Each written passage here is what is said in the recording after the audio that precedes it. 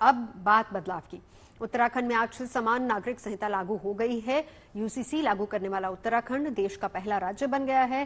देश के पहले समान नागरिक संहिता बिल में किसी धर्म विशेष का जिक्र तो नहीं है, लेकिन कई नियमों के बदलाव के लिए रूढ़ी, परंपरा और प्रथा को खत्म करने को आधार बनाया गया है। उत्तराखंड में यूसीसी लागू होने से काफी कुछ बदल जाएगा। बिल के ड्राफ्ट में शादी तलाक प्रक्रिया से जुड़े अहम बिंदु भी शामिल हैं। यूसीसी लागू होने से खासकर महिलाओं के अधिकारों को मजबूती मिलेगी। यूसीसी से जुड़े कुछ और अहम पहलुओं को यहां समझिए। के कुशल नेतृत्व में देवभूमि उत्तराखंड बना,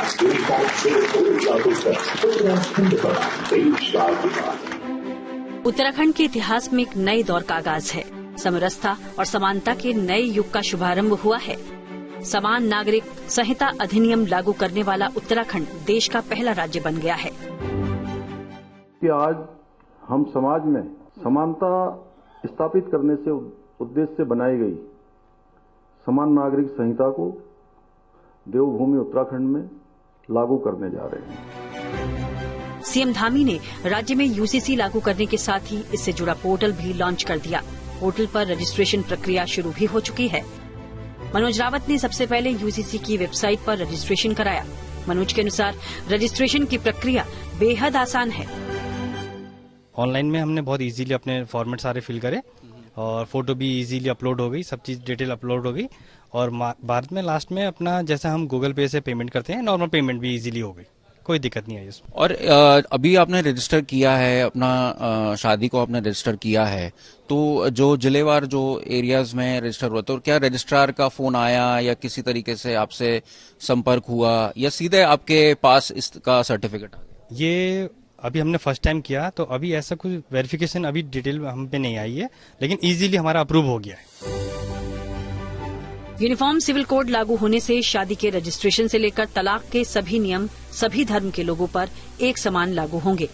इसके साथ ही अब से हलाला, इद्दत, बाल विवाह, बहु विवाह पर पूरी तरह से रोक होगी।